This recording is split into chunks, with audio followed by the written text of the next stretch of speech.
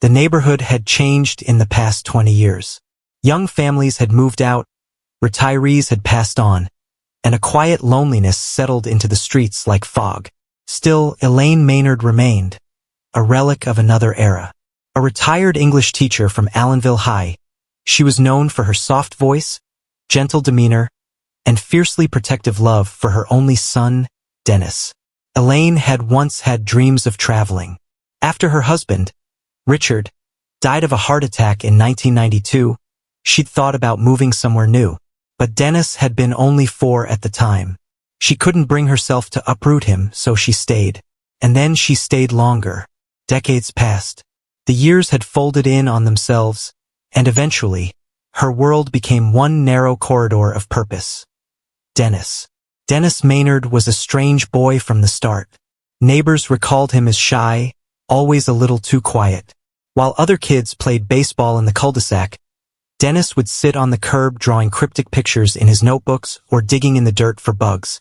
He rarely smiled, and when he did, it was often at odd moments, like when he found a dead bird near the sidewalk or when he was asked about ancient Egyptian mummies during class. Elaine defended his quirks with the unwavering loyalty only a mother could possess. "He's just gifted," she'd tell others. "He thinks differently. He feels things deeper than most."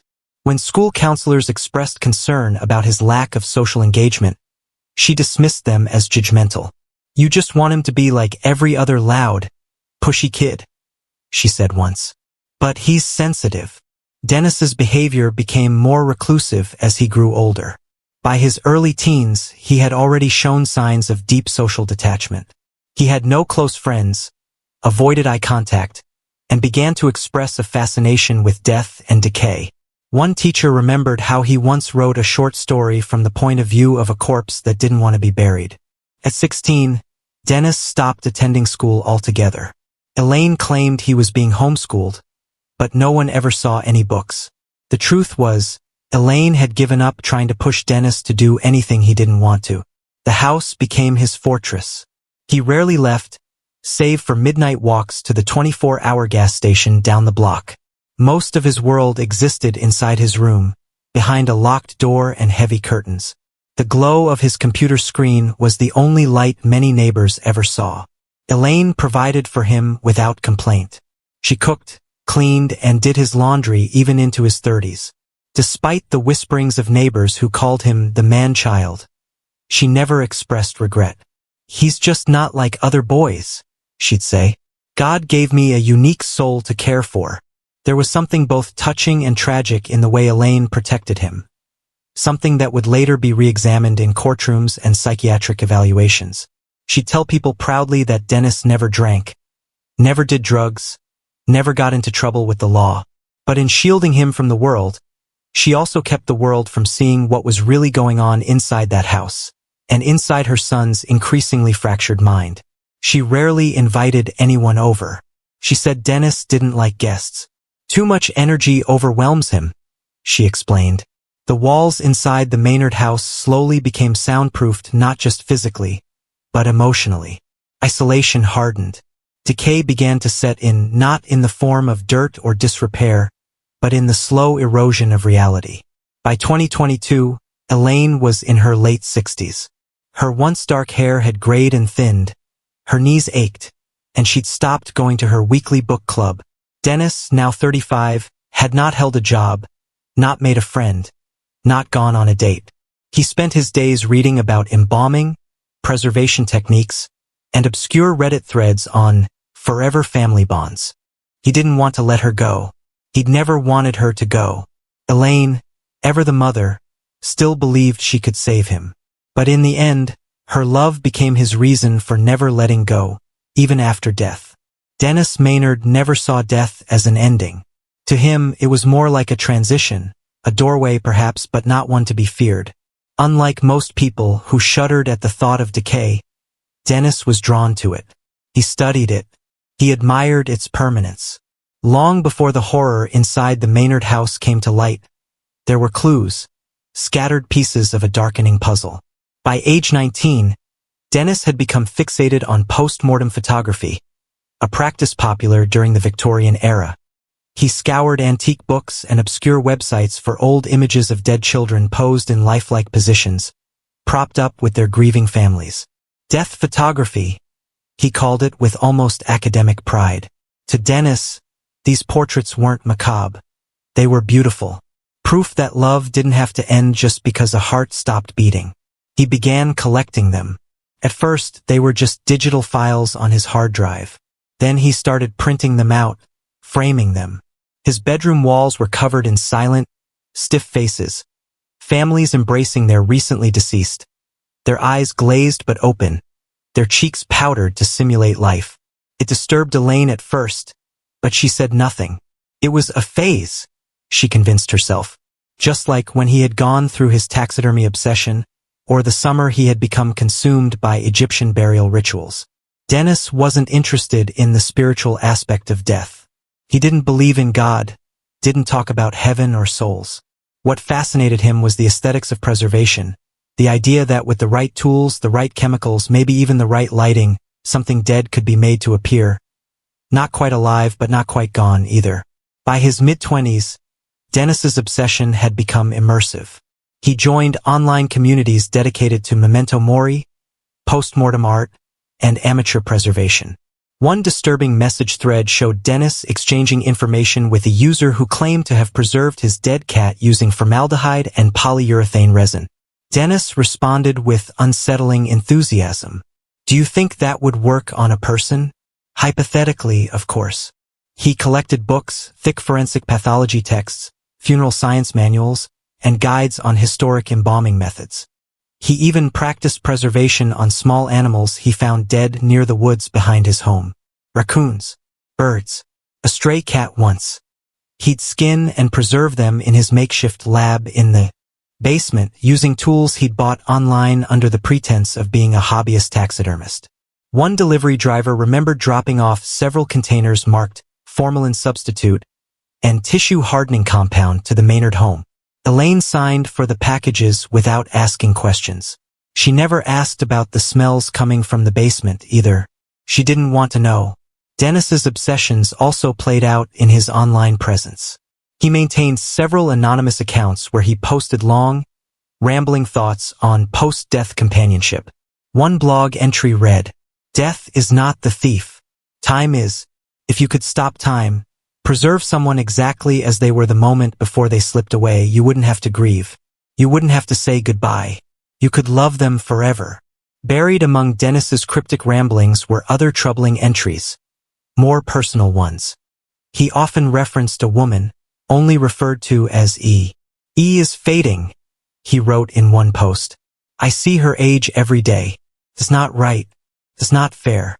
I just want her to stay mine. Stay here. Investigators later confirmed these posts were referring to Elaine. In public, Dennis kept up the appearance of a reclusive but harmless son.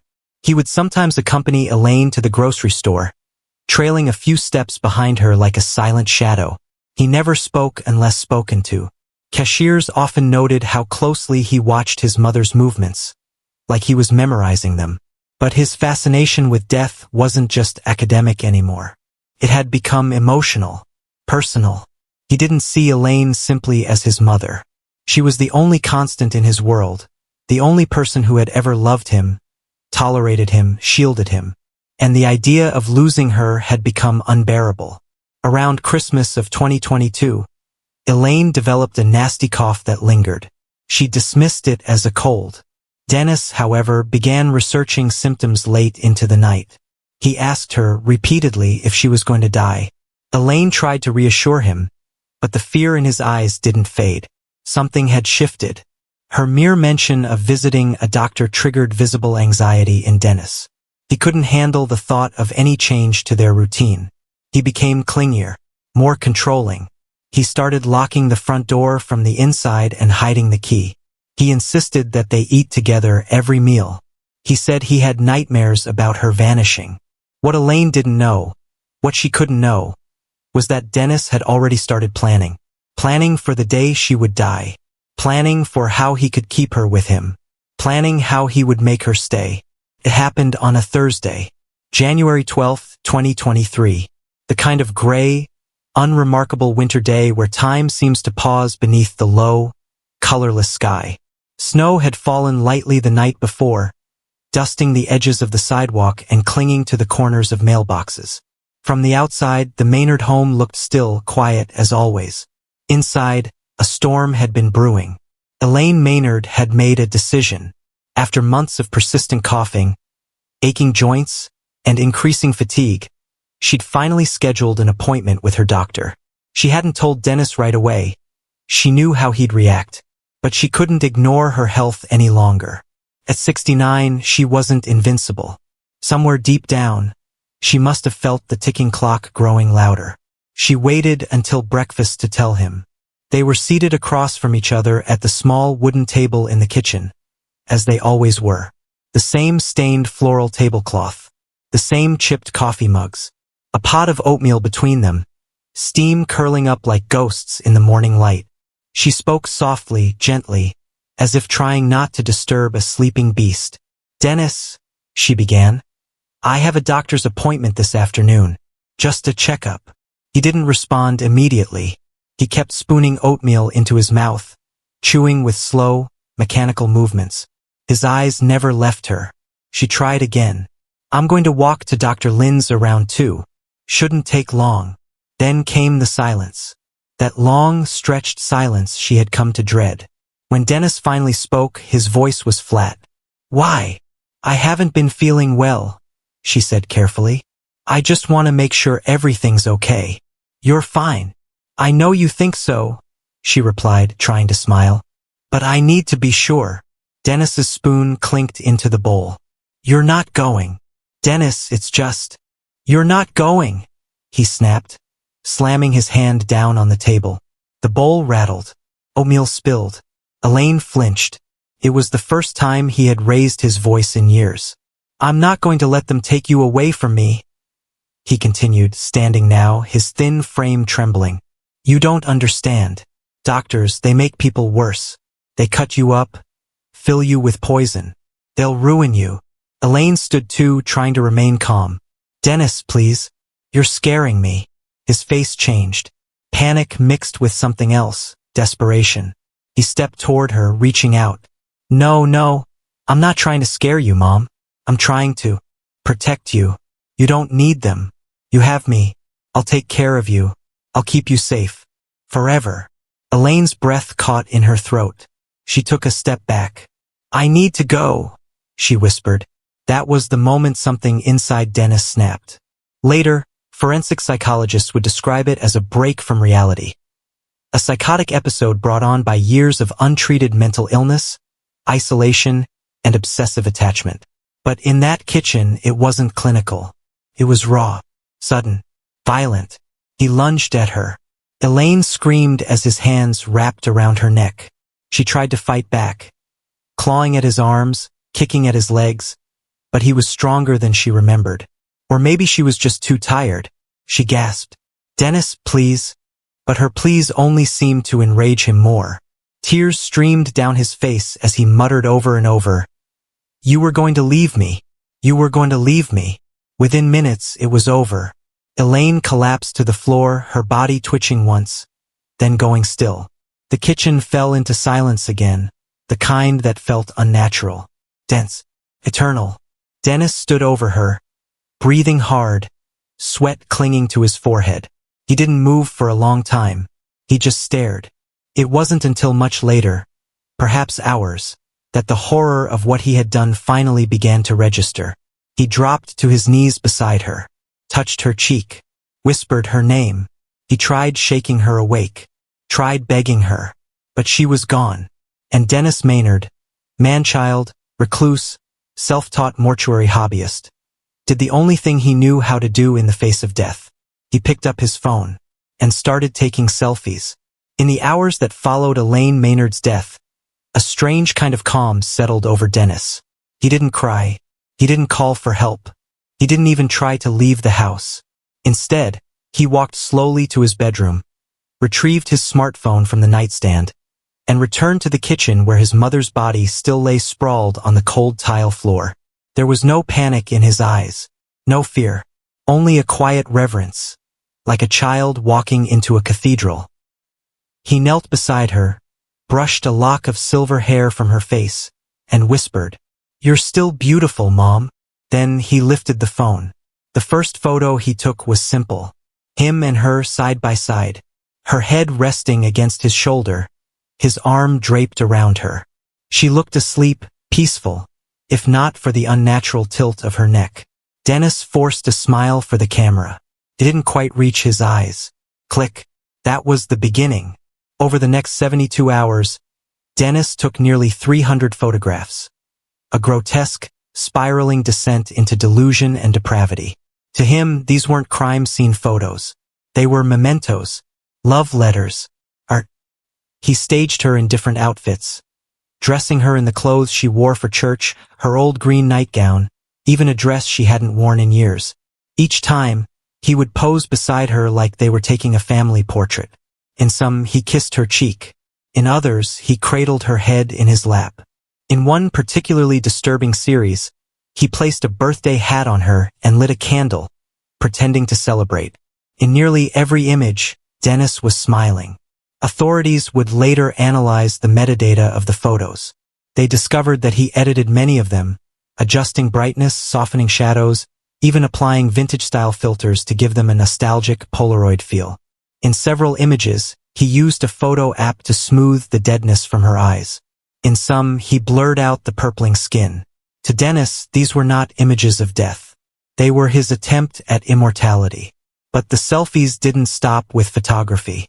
He began documenting himself in video, long, disturbing monologues where he spoke to the camera as though hosting a personal vlog or confessional diary. "She's not really gone," he says in one clip, sitting beside Elaine's body, his voice eerily calm. "Her body's still here. Her warmth's still here. I can keep her just like this. Forever." That's what she'd want. She always said I was her whole world. He documented everything, from brushing her hair to repainting her nails. He filmed himself reading her favorite novel aloud, sitting on the floor beside her, as though she could still hear him. In one clip, he fed her a spoonful of soup, whispering that she needed her strength. The soup dribbled down her lifeless chin. He didn't wipe it away. Days passed. The body began to change. But Dennis was prepared. He sealed the windows and turned the air conditioning to its lowest setting. He brought in bags of ice from the gas station, stacking them beneath her body. He poured formalin around her neck and armpits. He used makeup to cover the discoloration. He even placed scented candles around the kitchen to mask the smell. To outsiders, the house looked empty, quiet. The shades were drawn, the mailbox overflowing. No one knocked. No one suspected. Inside, Dennis was living in his own twisted world. A world where his mother had not died. She had simply transitioned into another form of companionship. Still, he knew decay was inevitable. And that's when the idea took hold. If he couldn't stop her from rotting, maybe he could preserve the moment. The phone was no longer enough. Dennis retrieved his father's old camera from the attic, a dusty Canon DSLR with a tripod.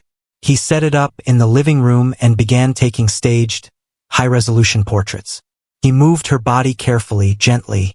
He treated her like a porcelain doll. In one image, he positioned her in her recliner, knitting needles in hand, as though caught in a candid moment. In another, he placed an open book on her lap and adjusted the lighting to make it seem like she had just nodded off mid-sentence. And always he was in the frame, leaning on her shoulder, smiling, holding her hand. By the time authorities found them, the phone contained over 300 images, 12 edited videos, and a chilling message saved in his notes app. "She didn't leave me. I just made sure she stayed." The stench was the first thing neighbors noticed. It started faintly, just a strange odor drifting through the breeze in late January, when the snow began to melt. Some chalked it up to a dead animal under a porch, or trash left out in the cold too long. But by the end of the week, the smell had turned sickly sweet, putrid, unmistakable. It clung to the air around the Maynard house like a warning. People started talking. Elaine's neighbor, Mrs. Cartwright, a retired schoolteacher who lived 2 doors down, was the first to speak up. She hadn't seen Elaine at the post office in over a week. No early morning walks. No grocery runs. No polite waves from the front porch. And Dennis, well, he was always quiet, always a little off. But even for him, the silence felt different. It was too still. Too long. On January 20th, she called the police for a welfare check. 2 officers arrived around 10:45 a.m. and knocked on the door. No answer. They walked around the property, noting the drawn blinds, the overflowing mailbox, the snow-covered walkway untouched by footsteps. One officer peeked through a slit in the curtain. What he saw inside the living room made him take a step back. A woman, motionless, propped upright in a recliner, her head slumped at a grotesque angle. They forced entry. The blast of hot, decaying air that hit them was overwhelming. One officer vomited immediately. The other turned on his body cam and moved cautiously through the home, calling out, "Police department, is anyone here?" That's when they heard it. A creaking floorboard upstairs. They found Dennis Maynard in his bedroom, sitting calmly at the edge of the bed, staring straight ahead. He wasn't surprised. He didn't fight. He simply looked up at the officers and said, "She's resting. Please don't move her." They handcuffed him without resistance. In the kitchen, investigators found the makeshift preservation setup: coolers filled with melted ice, empty bottles of air freshener, formalin containers, latex gloves, makeup kits, and a handwritten note with the words, "For eternal comfort." For her. The phone was on the dining table, next to a framed photo of Elaine. The screen was cracked, but functional. They opened the photo gallery, and what they saw sent chills through the room. Over 300 selfies. Dennis and his dead mother, captured in grotesque and carefully composed frames. Smiling, laughing, celebrating. Detective Morgan Wilkes, a 22-year veteran of the force, would later tell the press, "I've worked dozens of homicide scenes. Nothing prepared me for that." The body was transported to the county morgue. Forensics confirmed what was already apparent. Elaine Maynard had been dead for at least 8 days. Strangled. She had no signs of struggle on her legs, only bruising on her neck and upper arms. Toxicology was clean. No alcohol. No sedatives. She had died fully conscious. News broke the following morning. Man arrested after taking hundreds of selfies with mother's corpse. Grisly discovery in suburban home. Son lived with dead mother for days.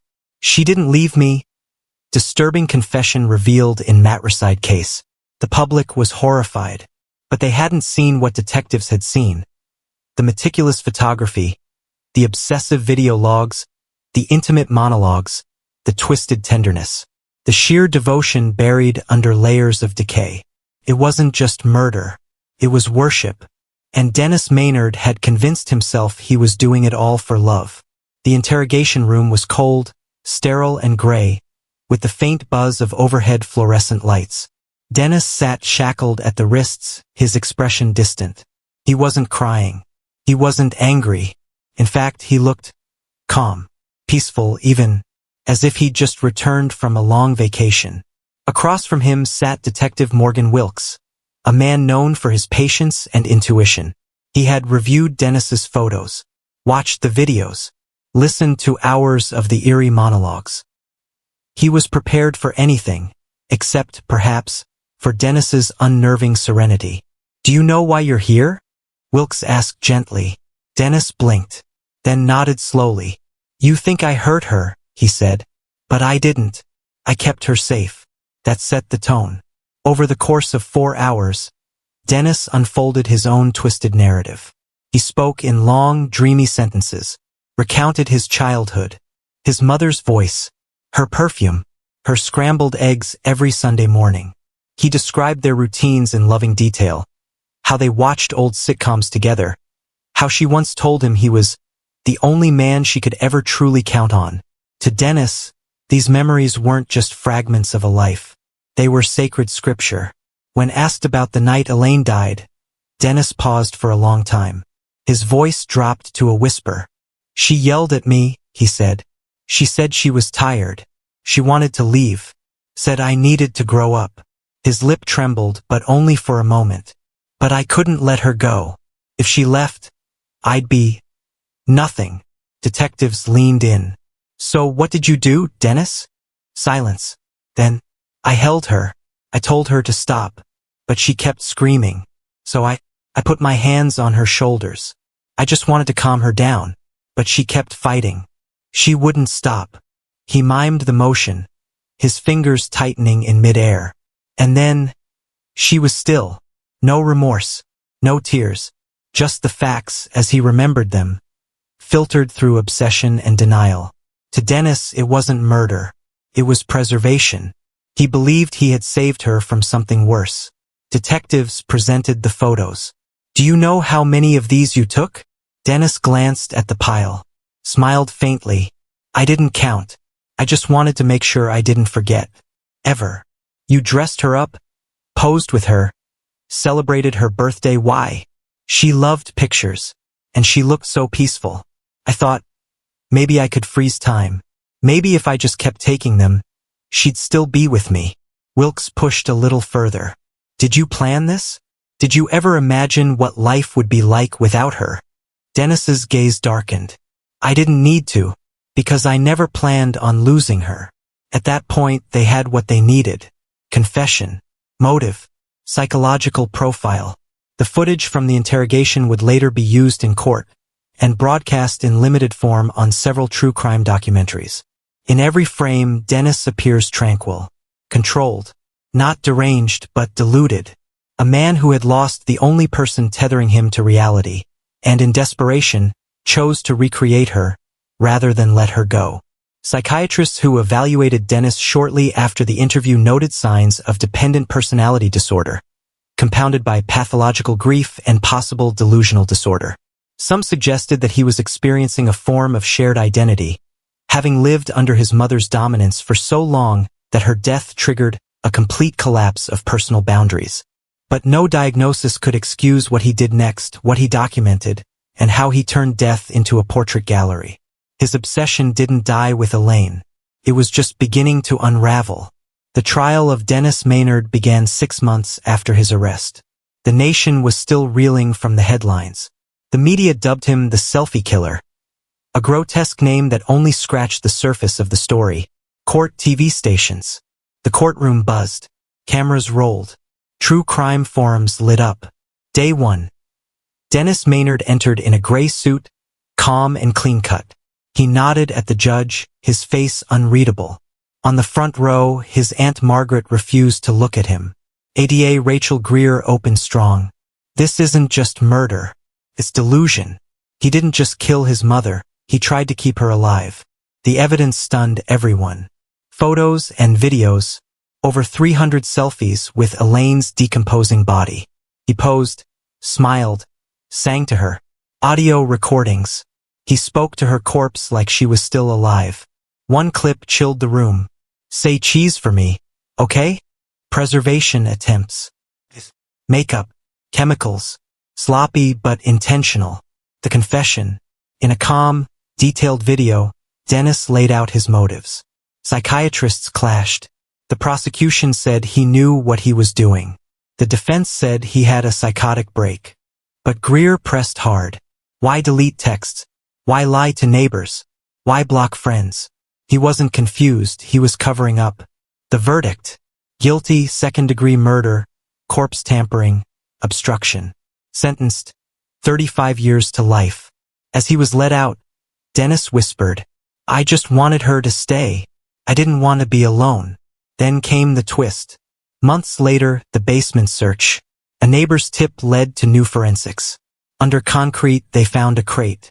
Inside, a life-size mannequin in Elaine's nightgown. Real locks of her hair. A photo album of secret snapshots. A notebook of disturbing entries. One read, She belongs here. Forever. She belongs to me. Experts said it wasn't madness. It was planning. Elaine hadn't just died.